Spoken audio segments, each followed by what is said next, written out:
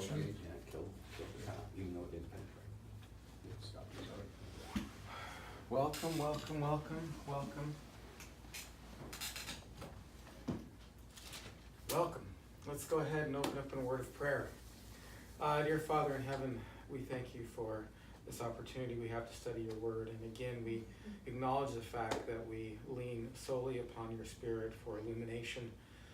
I pray, Lord, that you would give us insight and understanding as we study the scriptures tonight. And Lord, I pray that you give us a heart that would desire to follow them as well as we look toward you and toward what you've given us to follow, Lord. And we just say this in Jesus' name. Amen. Amen. All right, at Revelation chapter 8, starting a new cycle. And last week, I kind of gave a warning about the fact that you can fall off on either sides of the horse. You know, like you have a horse. It's been an old illustration. You have a horse and you can fall off either side of it, and that's been kind of an illustration for a lot of mistakes that people can make in life. You know, you fall off on one side or you fall off on the other, and it's really kind of a balancing act. And last week I applied that analogy to what we have here in the book of Revelation, and that is pictures of these cycles of judgment that is occurring on the world now and will occur in the future as well. And the two sides of the horse that we don't want to fall off on is we don't want to fall off on one side and just purely spiritualize everything. And the other side is we don't want to make the picture the reality. Okay, so you don't want to fall off on either two sides of those horses. And I said, let this be our motto, that the book of Revelation schematizes history, but it doesn't erase history. And that is the two sides that I see people falling off on all the time. People go to one side and say, well, it's just all spiritual, and particularly in the type of school that, I'm explaining here, the idealist school. Sometimes people can say, well, it's just a spiritual battle. It's just a matter of spiritual things. It doesn't have any real concrete evidence in this world. And the other side falls off on the other side. It's more like, okay, well, what exactly are the 144,000, and should we look for these 144,000 Jews? And they try to make the picture the concrete reality in which we're trying to look for. And that's been, in my opinion, and as I look throughout history and I listen to things, even growing up listening to stuff about the book of Revelation, that's where they make it wrong every time, is they try to make the picture the reality and pin it somewhere, in 10 horns, and did you know that there were 10 nations that did this or that, and then 20 years go by and something else comes up and they're all saying the same thing again, just with trying to find a different reality to it. And I thought of a good illustration with this, and this, remember when I said that a lot of these pictures are something like akin to characters, character drawings, where you look at Donald Trump, or, a character of Donald Trump, or a character of Barack Obama. He's got these big ears, Donald Trump. Caricature. Yeah, he's got the big wavy hair or whatever. So one side could look at that picture and say something like, well, obviously that's not a real person, so that person doesn't exist, right? And the other side could look at that picture and go, and look at Donald Trump and look at that picture and say, well, that's obviously not Donald Trump. Look how, his hair's that way, but it's not that way. So, you can fall off on either side of the horse there. So I bring this up again because we're opening up a new cycle of visions, and we are going to be dealing with stuff tonight that I do believe, when we get to chapter 9, is future towards us. And as we get to chapter 11, I believe that it is future. That part of what we're going to be talking about is the beast being released off his chain, Satan being coming up from the bottomless pit, all that stuff that I believe is future from us. And I'm going to try to be real super careful in exegeting it and getting the meaning out of it. So, Revelation chapter 8. Now, what we are going to see here in these trumpet judgments, as the last seal judgment kind of introduces the trumpet judgments, is you're going to see, remember what we said, that this is, that the cycles get us closer to the end. Every time we cycle through a little bit more, we go a little bit closer to the end. So we're gonna see a little bit more intensity. The pictures become uglier, okay? And they become greater in their judgment on those pictures. Okay, so instead of a fourth, we're getting a third. So the pictures become uglier and they become more cryptic and they drive us further toward the end until we finally get to the end where there's no more fractions. Start off with a fourth, then we go to a third, and then no more fractions at all. Yes, hey, all right, so Revelation chapter 8, and I wanted to say one more thing.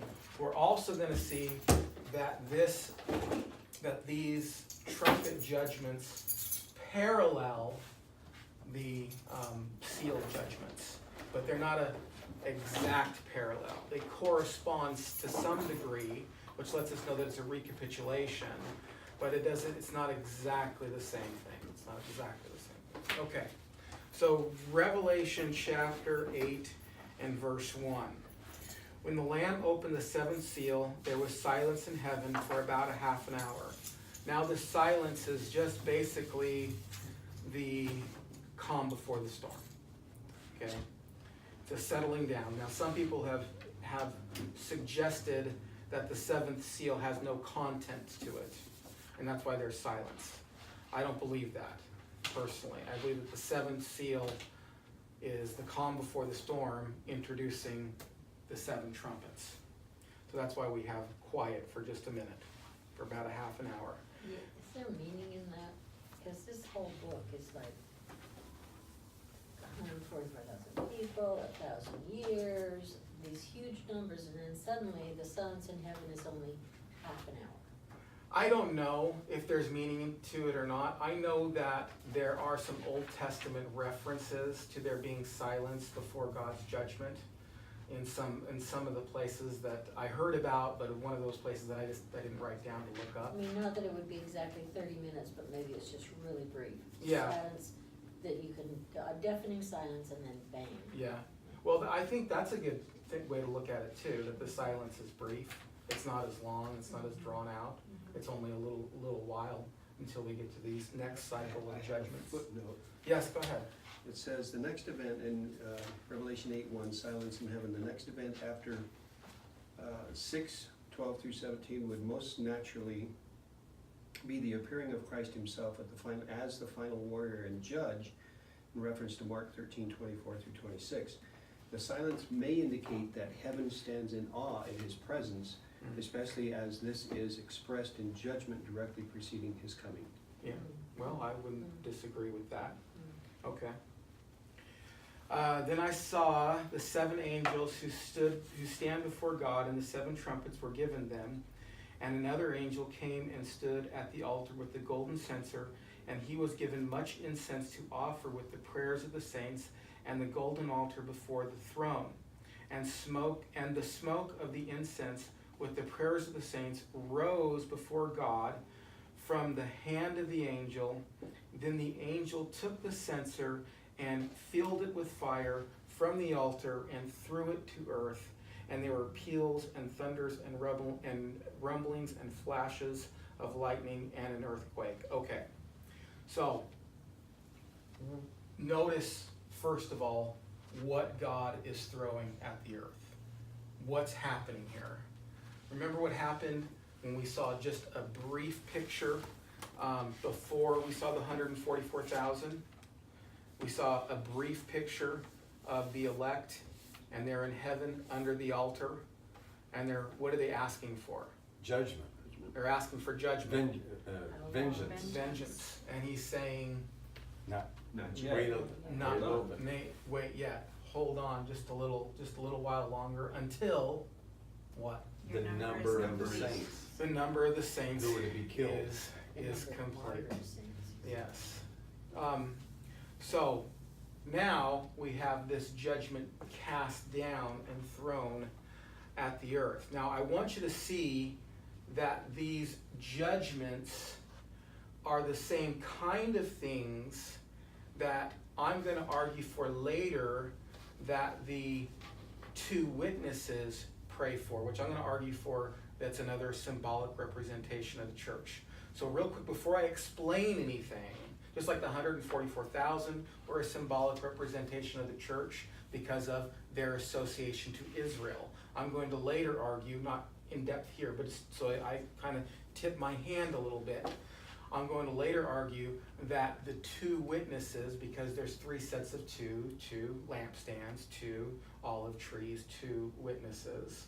And what they pray for is the same thing as these judgments. So just look real quickly, who would read for me verses 6 through 12? Just So before you did you explain, did you explain what a censer is yet? no. What is a censer? Isn't it like It's a- An incense burner. It's an incense A little holder. It's handheld like a- incense burner. yeah, it holds an incense. Yeah. Oh, so there's all kind of censers, huh? Okay. So Revelation 6 through 12? 6 through 12. I'll read it. Okay. And the seven angels who had the seven trumpets prepared themselves to sound them. The first sounded, and there came hail and fire mixed with blood, and they were thrown to the earth, and a third of the earth was burned up, and a third of the trees were burned up, and all the green grass was burned up. The second angel sounded, and something like a great mountain burning with fire was thrown into the sea, and a third of the sea became blood. And a third of the creatures which were in the sea and had life died, and a third of the ships were destroyed. The third angel sounded, and a great star fell from heaven, burning like a torch, and it fell on a third of the rivers and on the springs of waters. The name of the star is called Wormwood, and a third of the waters became wormwood, and many men died from the waters because they were made bitter.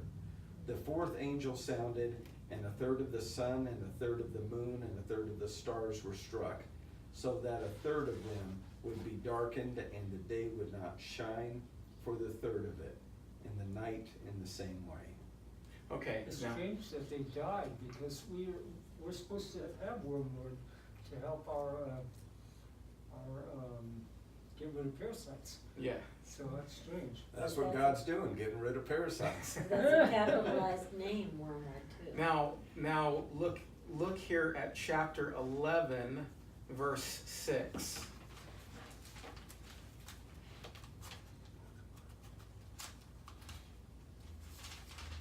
And actually verse 5.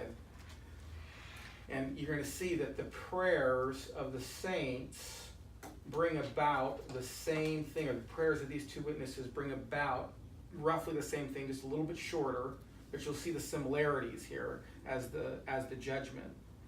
And if anyone would harm them, fire pours from their mouth and consumes their foes. And if anyone would harm them, this is how he is doomed to be killed. They have the power to shut the sky, that no rain may fall during these days of their prophesying, and they have power over the waters to turn them into blood and to strike the earth with every kind of plague as often as they desire. Okay? So you can see the similarity in the two witnesses' prayer and the prayer of the saints that ascend, and God beginning to unleash this judgment. Now, this isn't the final judgment here, we know, because again, it's restricted by 1/3. So it's not the final complete judgment, but it's the spillover judgment of these saints. We're praying, they're praying in heaven, and God is exacting vengeance on these, on what's going on here on the earth. And that causes us also to kind of take pause and to realize that the calamities that we see on the earth are a direct result of God's judgment on the earth. Famine, pestilence, all those things are a result of God's judgment on the earth. Now, before we get into the main point of these judgments here, I want to say a couple of things. Number one, it may look like the church isn't here. There is some editing of pictures. Just like when you looked at not the 144,000, just like when you looked at the the four horsemen, it kind of looked like the church wasn't there, but we know it's there because he says, hold on for just a second until the number of the saints is filled up, indicating that they're dying, okay? That we're dying during this time. Christians are being martyred. But the picture, the careful edit of the picture, is demonstrating God's judgment. Now here as well, we might think in these 7 trumpet judgments that the church is in here because it's not mentioned, except for, like the last 7 judgments, it's alluded to briefly. Turn to Revelation chapter 9 and verse 4. Verse 4, they were told not to harm the grass of the earth or any green plant of the tree, but only those people who did not have the seal of God on their foreheads. Okay, we're going to get to this in a minute. But why would they be told not to harm any of the people who have the seal of God on their forehead if the people who have the seal of God on their forehead aren't here? That's right. Okay, so we're here again during this time. And just like last time, in the last 7 judgments, listen carefully, we had a picture of the ungodly and this little brief little thing about the church, and then a picture of the church. So too, that's what we're going to see here. We're going to see this thing about the ungodly, a little blurb about us being here, and then another vision of the church in the form of the temple and the 2 witnesses. Okay, so these things parallel each other. Last thing I want to say before we get into what these 7 judgments are, these 7 bold judgments are, I want to say this. These are highly symbolic and highly cryptic and very difficult to interpret. As a matter of fact, experts in the book of Revelation say that these are some of the most difficult to interpret verses in the entirety of the book of Revelation. Okay. So, first judgment, first trumpet. So the ones that are the 7 bold judgments are the hardest thing? No, the 7 trumpet. These, especially these right here. Okay. Especially these first 4 judgments are some of the most difficult to interpret. Okay. And people with brains way more massive than mine have said this. So, good luck, right? All right. So, also, I keep saying also one more thing. The first 4 judgments kind of run together, just like the last 4 judgments ran together. The last 4 seals run together. These first 4 trumpets run together. So the first trumpet, I'm going to argue here that this is famine again. And that the picture being created out of the Old Testament, we will see here shortly. Okay. Now the 7 angels who had the 7 trumpets prepared to blow them. The first angel blew the trumpet, and there followed hail and fire mixed with blood, and these were thrown upon the earth, and a third of the earth was burned up, and a third of the trees were burned up, and all the green grass was burned up. And probably there's an ellipsis there, meaning a third of all the green grass. That's normally how it's constructed in the Greek. Just so you know, it's called an ellipsis. So if you have things in a row that go like that in a row, unless there's some reason not to believe that, and then I don't, because later it says don't harm the grass. So I think that he's talking about a third of all the green grass. Now here's what I want you to understand about this. This has a shadow of Exodus.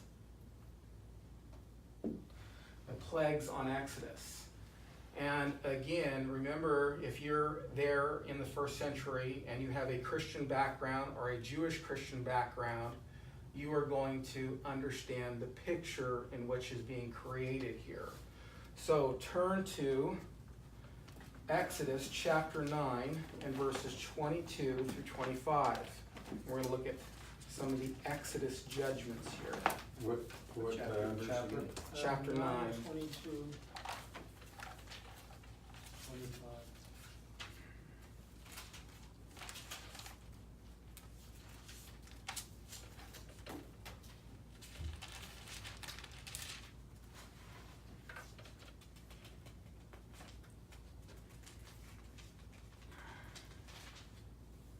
The Then the Lord said to Moses, stretch out your hand toward heaven so that there may be hail in all the land of Egypt on man and beast and every plant of the field and the land of Egypt.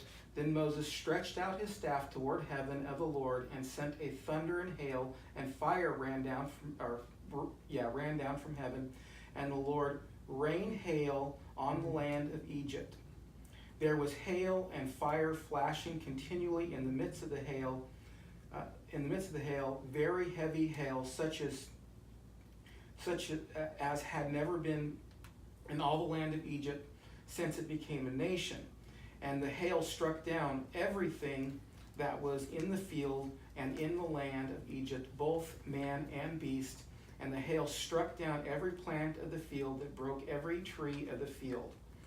Only in the land of Goshen, where the people of Israel was there no hail. Now also look at same chapter, verses 31 through 32. The flax and the barley were struck down, for the barley was in the ear of the flax, and flax was in bud. But the wheat and the emmer were not struck down, for they are late incoming. Okay, so the picture being created here out of the Old Testament, and this Exodus judgment on Egypt was a judgment on their food supply. And I think that's what he's drawing upon here. He's drawing upon the picture. Remember, we saw before that part of what characterizes this age is famine. Again, another cryptic picture of famine. Also, look at Revelation chapter 18, verse 8. We can cross-reference that.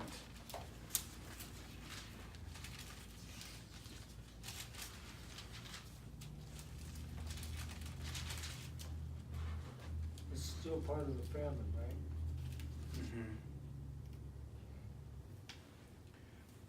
In verse 8, it says, for this reason her plagues will come in a single day, death and mourning and famine, and she will be burned up with fire, for mighty is the Lord God who has judged her. This is talking about the final fall of Babylon. But remember this, remember how we said and we established at the very beginning that we have Antichrist in every generation, and then the fulfillment of the ultimate Antichrist. Like John said, you have heard that Antichrist is coming, even so many Antichrists have come, right?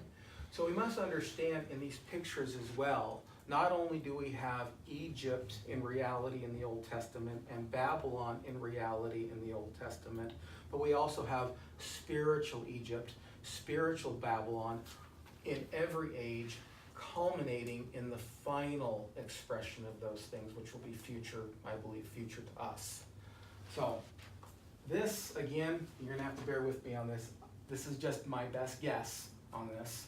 I believe that this first trumpet is the same thing as the horseman that has famine. I forgot which horseman it was, though. Okay. You mean just given more detail, more description? It's a different picture, it's an uglier picture, and it's a third rather than a fourth. So I believe it's getting us closer to the end. It's getting intensifying. It's intensifying in its judgment. It's intensifying in the picture of the judgment. Remember, this is a picture. So it's like there's no great analogy. It's like if you paint with color. Like if I painted with color, like you know those painting by numbers? Yep. Okay, so you know there's like number 1 stands for green, and then you go through and you paint all the green, right? Okay, well you get to the end of that, and are you at the end or you're not at the end? Well, you're at the end of that. You're at the end of green. When you're okay, then it says okay, and then number 2 you paint everything red. Well, you get to red. Well, are you at the end of it or are you not at the end of it? Well, the picture is becoming fuller. It's an intensification of the picture of final judgment is becoming fuller until we have the ultimate final judgment. All right, any questions about this first judgment, about this first seal? So what? Or not seal, but trumpet. Is this ongoing through history? Yes, Or- just like the last one. See, I'm gonna argue, and I believe this is the same thing that happened with the seven seals. The seven seals were what Jesus said was gonna happen in Matthew 24. That he says, you know, will be handed over to people, there's going to be famine, there's going to be false religion, there's gonna be wars and rumors of wars. The same picture is happening here, it's just that the picture is getting uglier and a bit more cryptic. A bit more cryptic to us because we're further removed from the situation. All right, So when they say hail and fire mixed with blood, does that mean that it's gonna hit people so hard that they're gonna bleed to death? no, I think that's literalizing the picture. Oh, I think that this is a picture of famine in which we have in every generation and in different parts of the world. We have famine in different parts of the world. So my best guess as far as this is concerned, and the best guess of people who I share most in common with. Okay, so can I add one more thing? I don't wanna elongate our time any, but I do No, have a that's fine. question regarding that. So if we have a famine in an area, then you'll have charity groups, particularly Christian groups, go in and try to alleviate that famine or alleviate the suffering. Is that famine part of God's judgment, and then he meters it out with the gospel, with grace, you know, through Christian organizations or other, you know what I'm saying, or the Christians that are helping? Are they interfering with God's judgment? Not interfering, no, I mean, Okay. is it a matter of, yes, God pronounced a judgment, but then he allows grace to come in on the backside, maybe to save the elect Right. out of that? I mean, how do we look at, I think we need to look at it, I think that's what you're onto there is great, but I think we need to look at it like what Jesus said, the poor you're gonna have with you always. right, So as much as we try to alleviate famine, there's still always gonna be famine. let me give you an example. Tsunami in India Right. wipes out, what was it, over 100,000? it did? Can we look at that? Is it right of us to look at that as, that was an expression of God's judgment? Yes, I think it's right to look at it as an expression of God's judgment, but we need not to be judgmental about it. Because there are Christians involved there too, just like there are Christians here, Right? okay? But, When Christians die that way, Yeah. I mean, you understand what I'm saying? So did God's judgment, okay, it there's a, affected them also? right, Or maybe even killed some of them? right, because God can do more than one thing with one event, right? You Okay. know, he can have more than one purpose in one event. So for example, Joseph being thrown into a pit Yeah. and all the stuff that happened to him, he says, you meant it for evil, but God meant it for good. It was the Right. same event, but it had two different meanings from two different perspectives. Okay, The brothers in their meaning to do it meant harm. And God in his meaning to do it didn't mean harm. He meant to teach Joseph, I think, to make him ready for the position that he was gonna be in. correct. He didn't say God didn't mean it, you know, that's the whole thing. It's not like God's a better chess player and he just kind of, you know, like, well, they did something bad and I'm just gonna make something good out of it. No, he doesn't say that. It says God meant it. God meant that, but he meant it for good. Right. So I think that God can produce an act here and mean it for judgment in one people and also sanctification or glorification in another group of people as well. But I do have to say here that if it wasn't for that little bit of a reference, that the church is skillfully edited out because what's being focused on is the judgment aspect. Right. So when we look at the world, we look at it and we say, oh, Christians die in famine, unbelievers die in famine.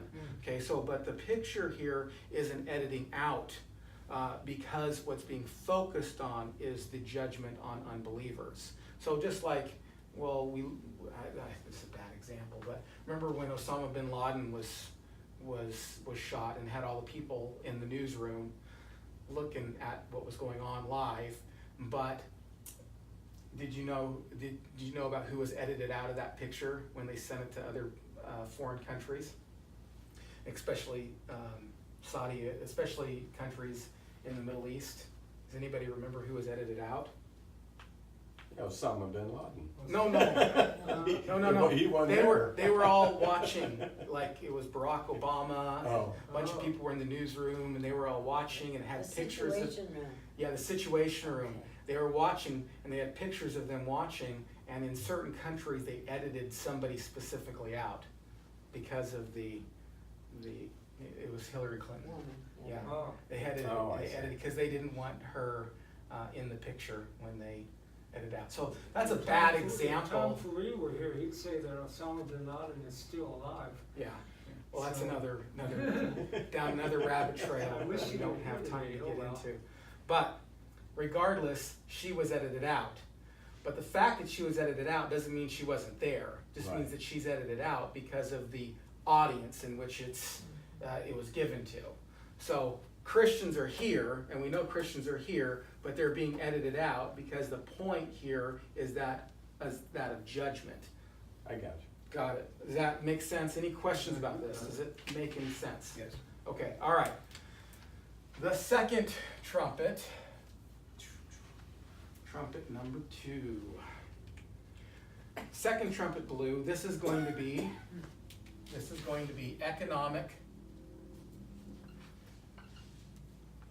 economic collapse. I'm not gonna even try to spell that. 2 L's. C-O-L-L-A-P-S. C-O-L-L-A-P-S-E. Let me get everybody spelling it for me. C-O-L-L-A-P-S-E. A-P-S-E. Economic collapse as a result of God's judgment on governments. An economic collapse are upon an older form kingdoms, okay? An economic collapse as a result of God's judgment on nations or kingdoms or governments. This has happened throughout history as well. And this one I'm a little bit more certain about. Look here in verse 8, it says, "The second angel blew his trumpet, and something like a great mountain burning with fire was thrown into the sea, and a third of the sea became blood, and a third of the living creatures in the sea died, and a third of the ships were destroyed." Okay, we get the meaning. I believe this is the meaning. Now, why do I believe the pictures create that meaning? Okay, first. Ships and Commerce. Yes, okay. That's working a little bit backwards and where I was, but we'll start there, that's fine. In the ancient world, you get a lot of travel by sea, especially in this area. Because it's easier to go from Rome to Africa, to go to Africa, to Asia Minor, to go to all these places by ship. Way easier than going by road. So that's part of the picture that's being created here. Way easier to go by ship. So as God's judgment comes upon ships, comes upon the sea, and a lot of these people, they made their living from the sea. Okay, if you had a sea-bearing town, you were a rich community. You had a rich town, you had a rich life, that kind of a thing. But notice here as well, it says, in verse 8, it says, "The second angel blew his trumpet, and something like a great mountain burning with fire was thrown into the sea." Well, what's this great mountain? Okay, mountains in the Old Testament are likened to kingdoms. Mountains in the Old Testament are likened to kingdoms. Turn to Jeremiah chapter 51 and verse 25. The Old Testament references. Yes. Why does he use so many metaphors? Mountains Why in can't the he Old just say Testament are likened kingdoms? to I don't know. Kingdoms. Kingdoms. Jeremiah what? He likes to be what so. was the scripture verse again? 51, Jeremiah 51, Jeremiah 51. and 25. So mysterious, that's what. Talking, and I'll show you this, he's talking about Babylon here. Oh, destroying mountain, yeah. Yep, talking about Babylon here. Jeremiah what? Sorry, 51 and 25. Should have all these marked out here. Talk against Babylon, he says, "Behold, I am against you, O destroying mountain, declares the Lord. which destroys the whole earth, I will stretch out my hand against you and roll you down from the crags, and make you a burnt mountain. Okay, so that's the picture from the Old Testament being created. There's another picture of a mountain in Zechariah. Yes, Zechariah chapter 4.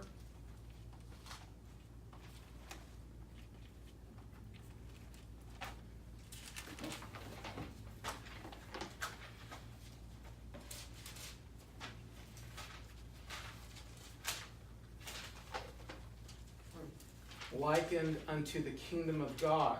Okay, so that's a bad picture, but the point I'm trying to establish is that mountains are likened unto kingdoms. It says in verse 7, who are you, O great mountain? Before Zerubbabel, you shall become a plain. All right. Now, also, look at Revelation chapter 18 and verse 21.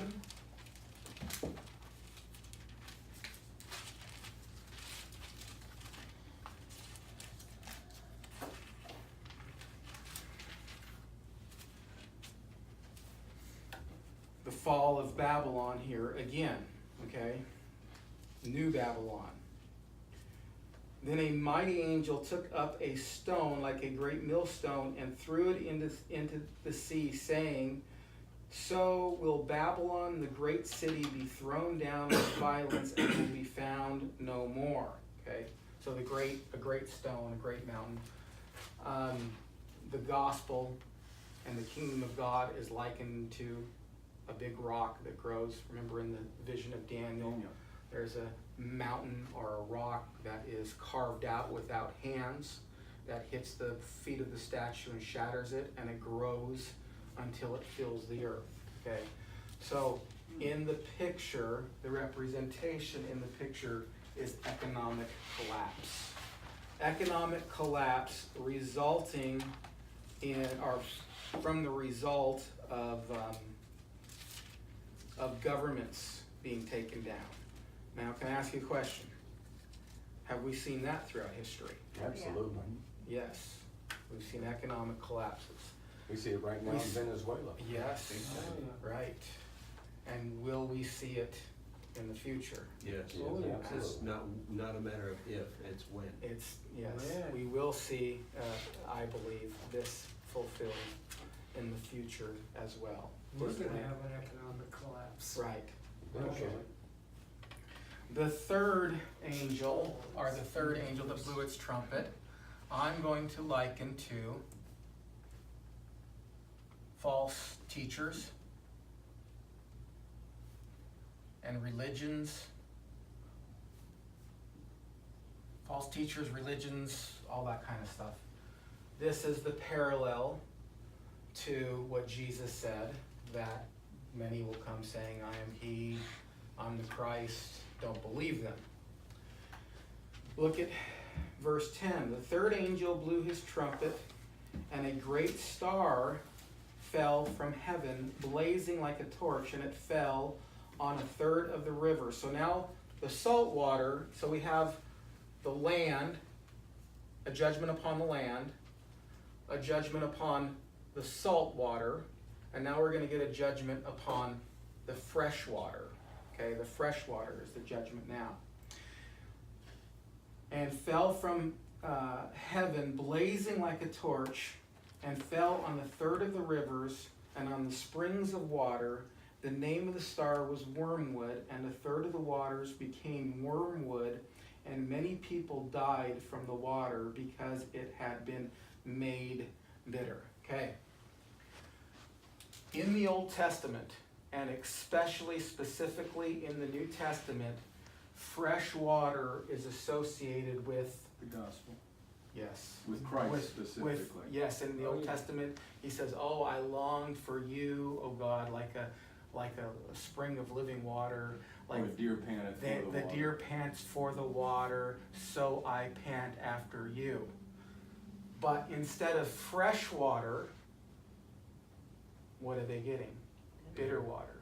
What did Jesus say? He said, I am the living water, right? Okay, so this is a parallel, just like when in the first seal judgment, we saw that it ate something like Christ, but it was set out to conquer and to do bad things. So this is like something good. You'd expect it to be good.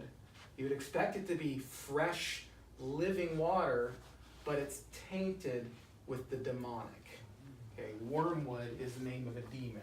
It's tainted with the demonic. That's so strange, because we're supposed to be taking wormwood. I can't get it. It's just a name assigned to a particular herb, that's all. Oh, okay, it's not the actual herb that, I read It's that just a the, word that we just called a certain. the Russian word Chernobyl I is see. translated wormwood. Oh, is it? Yeah. Interesting. interesting. Very yeah. interesting. Well, it certainly poisoned that. Yes, it did, and it still is It after still is. 30-some years. And abandoned. Yes, very much so. So this is the third trumpet is false teaching, characterizing, and then these people ultimately die a spiritual death. They die a physical death too. But that which promises to give life, which we're eager to partake of, the fresh water, is demonically poisoned and brings death. That's the picture. So is that the word wormwood in the Greek how is that translated? I don't. You caught me off guard on that one. I'd have to go look it up.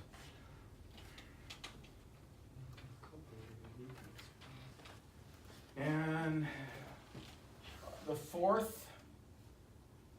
Now, this is going to parallel again the four horsemen. Remember how we said the last horseman was kind of a catch-all. If something else didn't get you, that one would.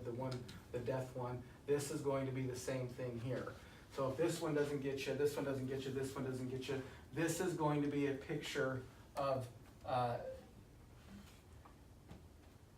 general, how would I say this?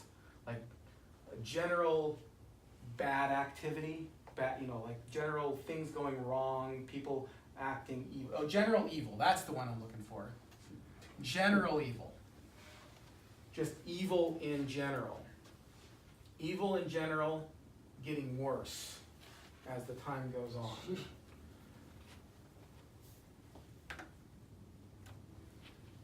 So in verse 12 it says, the fourth angel blew his trumpet, and the third of the sun was struck, a third of the moon, a third of the stars, so that a third of their light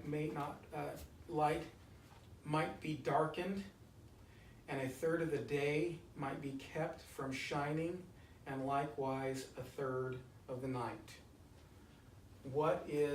So we have the luminaries being struck and being taken down a peg. What is evil associated with? Darkness. Evil is associated with darkness. Men, as John says, same author, Love the darkness. men love darkness rather than light, and they would come to the light lest their deeds be exposed. There's a lot of references to like little kind of references where it talks about Judas went out and it was night. Things happen bad in the dark. You don't want to be around. It was in 88, 89, when we had the blackouts oh yeah. here? 88. Was it 88 here? We had the blackouts. New York. Oh, I was talking about here, St. George. We had the Oh, I was blackout. Up north in Nevada too. Oh, did you? For 3 days there was blackout. There was blackout here. Lots of stuff 3 happened. days in St. George? Yeah, yeah. 3 days in St. George, total, complete blackout. And what did Paul say when he was talking to Tim? Well, his letter. I can't remember. he says, evil men will wax worse and worse. Evil men will wax worse and worse. So as the light diminishes, darkness prevails, and in the cloak of darkness, evil flourishes. So general evil. So if these don't get you, general evil will. Somebody will stab somebody. This is like the catch-all that didn't come as a result of any of these. You know, the stabbings, the murders, all that kind of stuff, the theft. Maybe you didn't get the economic or the food, deprived of food because of the land, but maybe you got deprived of food because somebody stole your wallet and now you can't provide for your family, kind of a thing. So this one's going to get you. Okay, so these four, like the last four, function together.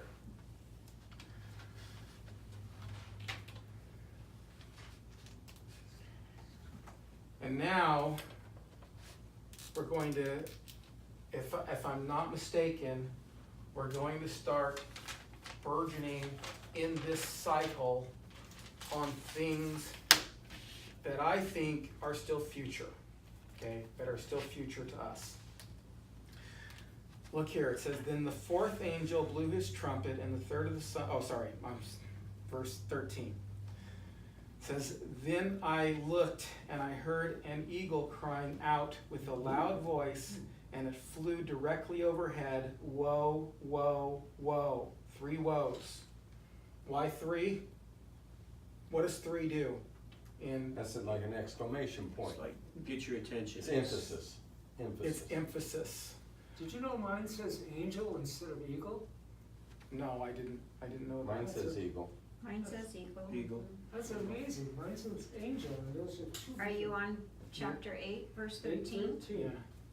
To those who dwell on the earth, at the blast of the other trumpets, and the 3 angels are about to blow. So not only are these last 3 trumpets trumpet judgments, but they're also woe judgments.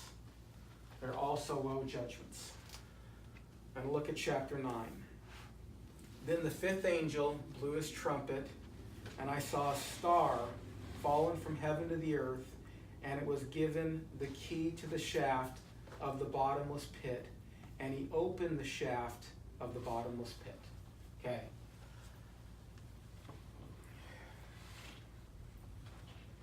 If I correlate this correctly with other places where the bottomless pit is opened up, then I believe that what we're talking about here is something still future to us, or maybe something that recently happened. I mean, when the bottomless pit is opened, it's not, I don't believe that it's just going to be like, the next day everything's going to go bad. Satan's smarter than that. He sets things up. He's trying to set things up now. And one day God's going to let him off of his chain to set those things up. So I think that the correlation here is the same as 2 other places mentioned of the bottomless pit, which are still future to us. So notice here, this angel comes down. He has a key to the bottomless pit. He opens this bottomless pit up. Where else is this bottomless pit mentioned? Look at chapter 11 against the 2 witnesses. And verse 7, it says, when they had finished their testimony, the beast that rises from the bottomless pit will make war and conquer and kill them. Okay? So we have the bottomless pit opened up in chapter 9, and these demonic forces come out, which we'll see in a minute. We have it opening up in chapter 11, and the beast comes out. And if you look over in Revelation chapter 20,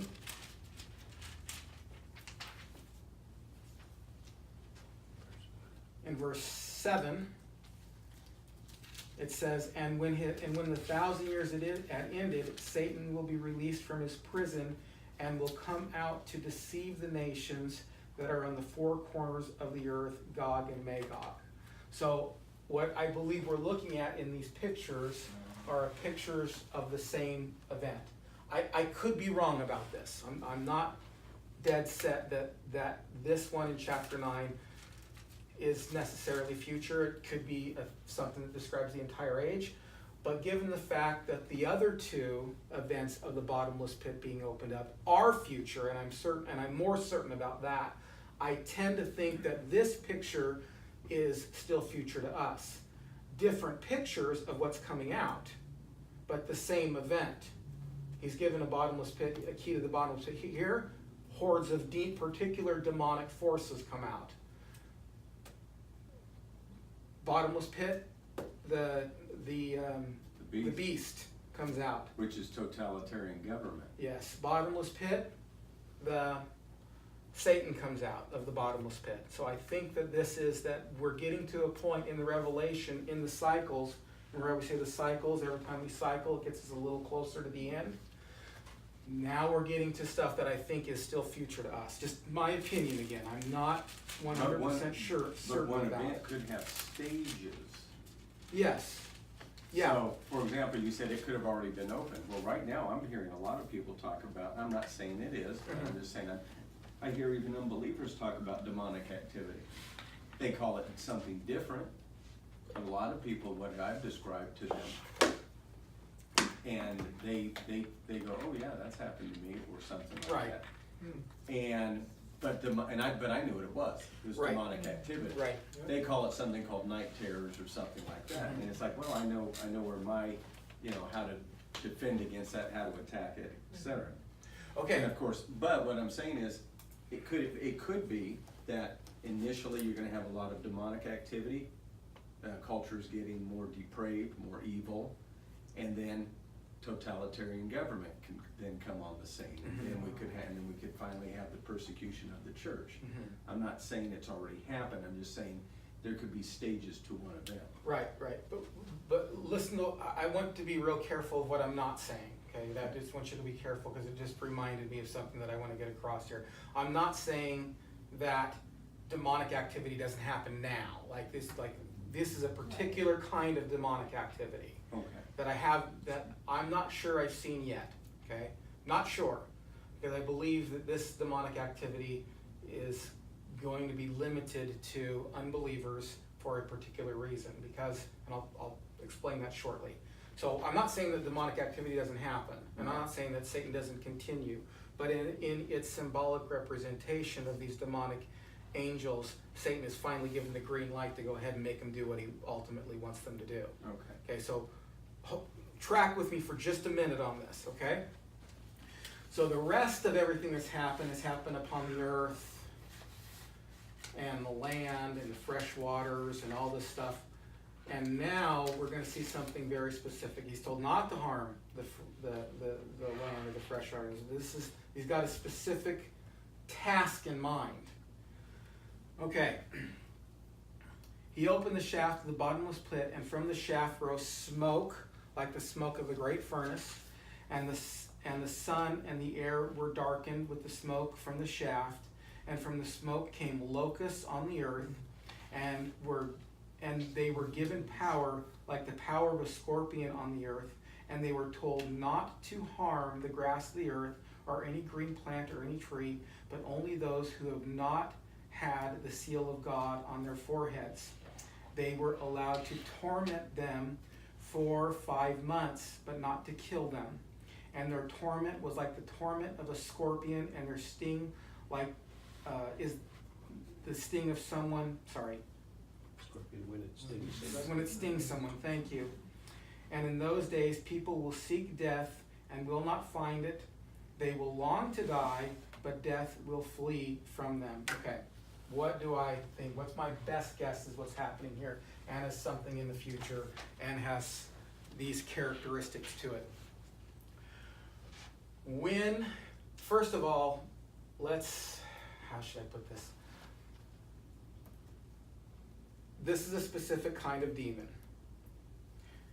Christians cannot be possessed by demons, but Christians can be influenced, tormented, those kind of things by demonic influence. These people aren't doing that.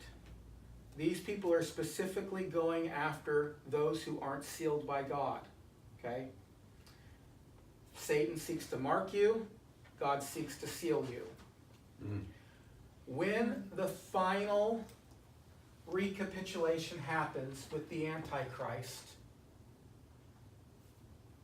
you're going to find that the true Christians don't give in. The true Christians don't give in. So this is a demonic force that doesn't capture the sealed. It only captures the unsealed people. It only captures the unsealed people. And it catches them for a specific reason. When the Antichrist finally comes on the scene, you're going to find that people follow him for a variety of reasons. One reason is going to be fear and dread. We're going to read about that, I believe, in a minute here. Just fear and dread. One reason is just going to be to go along, get along, go along with the flow. Don't want to hurt anybody, don't want to do anything. Don't want to offend anybody. But I believe one reason that a great majority of people will follow in the end what I believe will be world domination, one world government, demonically influenced by one world power, will be because of something that they get out of it. They believe that they'll get something from it. There'll be a lot of promises there. So in other words, if you follow me, I'll have my demon leave you alone. Well, not leave you alone, but the promise. Give you what you want. You think you're going to get what you want. Now, the best movie on this, and I'm not into the movie portions of these things, but the best movie on this particular topic was the movie Six. Did you ever see that movie Six with what's his name? I forgot, that popular Is it actor. the number 6 or the SIX? It's SIX. You met him at Walmart. Oh, yeah. Yeah. Yeah, Stephen Baldwin. Baldwin. Stephen Baldwin. Stephen Baldwin. He smells so good. He's actually in Walmart? He was here. What? He was here in Walmart, and He Leslie is and Joyce right. got to meet him, and I didn't get to meet him. I've got his signature. Oh, do you? Wow. There were some people in that movie who were, tortured, rounded up, gonna be gunned down. But there were other people who were there because they thought that they were going to get what they wanted. They were going to get, the sex, drugs, and rock and roll kind of lifestyle, all the money, all the stuff that you're going to get from following the beast. However, this is what I think is happening here. These people, so they're not being killed. These people don't die. These people are following the beast, following the false prophet because of what they think they're going to get out of it. And they're tormented over it. But they're tormented over it. Mm. There is no rest for the wicked. Now, speaking of 6, Yes. do you really believe that we 6 are going to be living through this? I don't know. God, I don't know. That's I mean, if it happens while we're here, yes. But again, this is where I'm more careful because every generation has thought they were the terminal generation. Every generation has been wrong. Every single generation of Christians has believed that they were the final judgment or error or whatever, and every single one of them have been wrong. Okay, so we actually even have. I just listened to this thing about these. When we get down to the 6th angel, one person was saying, well, obviously, see, that's the whole thing is like, oh, this is chemical warfare, this is all this stuff. But you looked 100 years ago, there was a guy who actually wrote a book on this, and he was casting it all in his day and age. He says, oh, they're riding horses. See, they have to lean over to ride horses, so it looks like they have a mane, and they shoot their gun, and it just looks like this. Well, everybody laughs Smoke at coming that. out of their nostrils. Yeah, everybody laughs at that guy now, but you got late great planet Earth, and people say, oh, well, this is Apache helicopters. No, it's not going to mean to you what it didn't mean to John, okay? So these are pictures to create a reality, but they're pictures that John and the people of that day, that time knew about. amazing. So that's my best guess is what I think is happening here, why they are given. So why locusts? Well, locusts are likened to armies in the Old Testament. Why 5 months? Now, this is interesting. A couple of different interpretations, but I'm going to give you what I think is happening here. Something that you need to know about locusts. What's their lifespan? Does anybody know? Very short. 5 months. 5 months. 5 months. Or is it? Yeah, 5 months. So the torment that these people go through with the locusts lasts as long as the locust lasts. So I think that the torment that these people experience will last as long as the demonic lasts. As long as the demonic mission lasts. This is a way of saying totality, their totality. I don't think that it's only 5 months and after 5 months they, no more. Locusts live for 5 months. These things last as long, and the torment of the locust lasts as long as the locust lasts, as long as their mission lasts. These people will experience this as long as it takes, and they don't get what they want. They never get what they want, and they're in torment. And a lot of torment in the Bible has to do with psychological torment and not necessarily physical torment. Where did I write that down? Okay, yes. Nebuchadnezzar. Yep. Matthew 8:29. Matthew 8:29. This is the demonic, and he says to Jesus, the demons say to Jesus, "Have you come to torment us before the time?" Now, obviously, the torment there has to be psychological, has to be something immaterial, right? Because they don't have material Right. bodies to be tormented in. So the torment there has to do with the torment of the soul that's going on.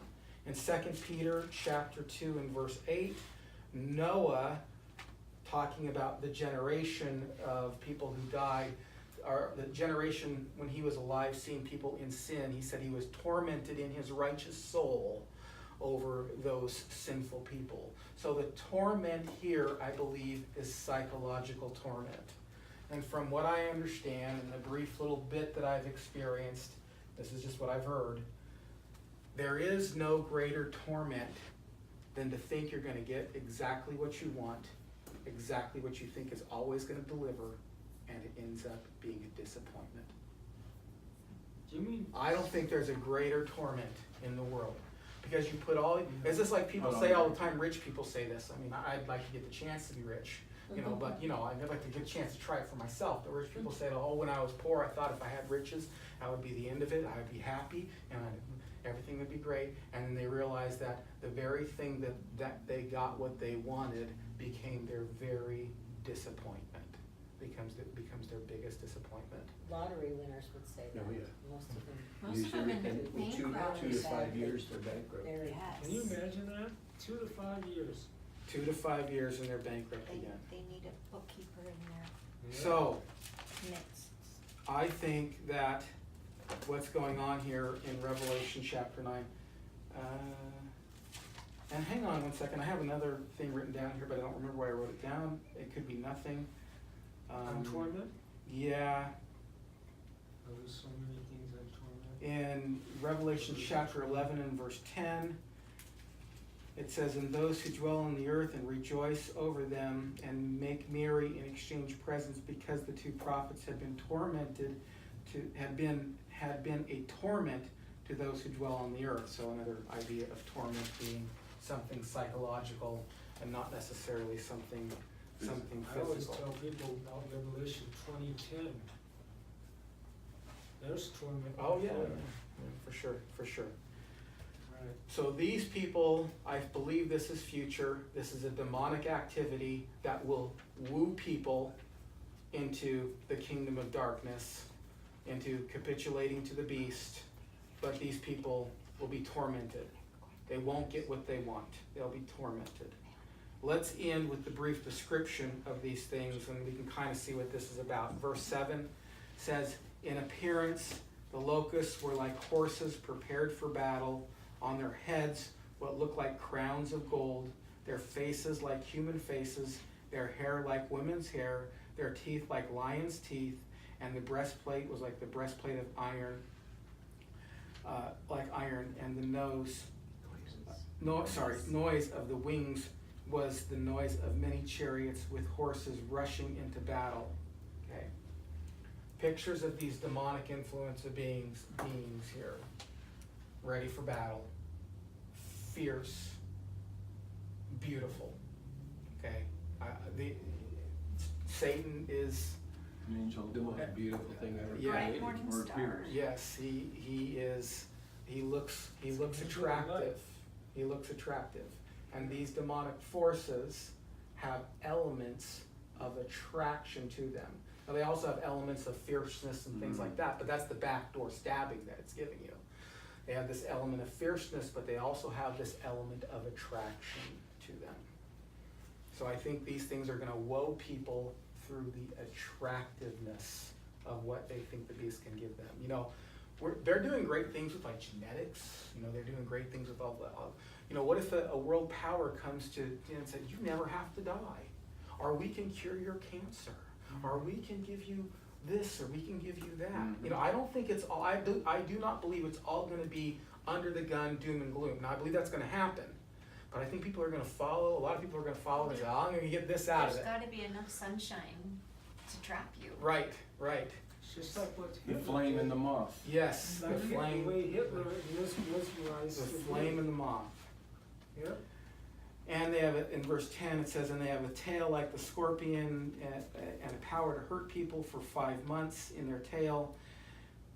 They have a king over them, the angel of the bottomless pit. His name in Hebrew is Abaddon, and Greek he is called Apollyon. Destroy and the destroyer, basically is what those two names mean. To destroy and the destroyer. The first woe is past, behold, 2 more woes are to come. And I think I'm gonna end there. I have some more stuff to say about this, but I think that's a pretty good place to kind of cut it off. I have a comment to make. Yes. Go figure, right? Chapter 9, verse 3, and out of the smoke locusts came down upon the earth and were given power like that of scorpions of the earth. Today I had a scorpion on my front door, okay, when I went to go outside, and we have scorpions all over our area. Yeah. But when I read that, the power of scorpions freaks me out because I take to them with my scissors, right? And if you do not literally cut them completely in two, they keep on going. I was messing with it, and I'm like, okay, I might sound like really terrible, but I absolutely hate scorpions. So I like cut it like 3/4 of the way through on purpose and dropped it on the sidewalk, right? And It's then I still sat there crawling. and that sucker kept biting and clawing and stinging, and Really? Wow. so when we read that, I was just You like, have to cut them all the way through. Yeah. if you You gotta don't completely completely cut cut them through, it does not kill them. They will continue. I'm sure eventually they're gonna die, but they continue to pincer and Which- they continue to sting. Which way? This way or Through, this? through I- the thorax. Through the thorax. Through the thorax, Okay. yeah, so it's like, and I found this out like a week or so ago. How big was it? That's a pretty good one. He was, well, with his tail stretched out straight when he finally died, it was like that. But I had one What about that big in the that I tub? found in the yard In the shower? that I like While he grabbed was with in the my, shower. yeah, but I grabbed one Alive? about a week Oh, or yeah. so ago with my pruning shears, and found that out by Yeah. mistake, cause I picked it up and like chumped him, and it What? sat there and was stinging. And the What? venom was It was just crazy. dripping out of its tail. Yeah. Really? And so I did an experiment today with the scissors with the one that was on the front door. To and find out whether or not Yeah, it would still live. and What? it was just, it So was when you say crazy. didn't cut it through, what do you mean? Just like snip it, like the Like top, 3/4 of the not way, cut so it he's all the still way through. partially attached. Oh, it's- yeah, you got, oh, yeah. Yeah, just so if see you do That not, nerves just- are Yes, still. that central Yes. nerve, if you don't separate So it. that's Oh, why yeah, when it I just read keeps that, on going, man. So the what power it- of so- scorpions, so- I was just like, that's freaking So scary. it looks like this, and you have to snip it here, right? No, Yeah, in the body, where its no, legs the body. are. In its The body. Not the tail, through The his body. thorax, in its body. legs. Yeah. Oh. Cause it's got I 6 cut legs it and 3/4 it's of the way dentures. through his, like, And you cut it in the middle, of like cutting Torso. us in half at the waist. Yeah. yeah. Oh. It's And the that does it. second part And of that the does it. body, they have 3 parts. That like does you it, the said. tail will just go Head, boom. thorax,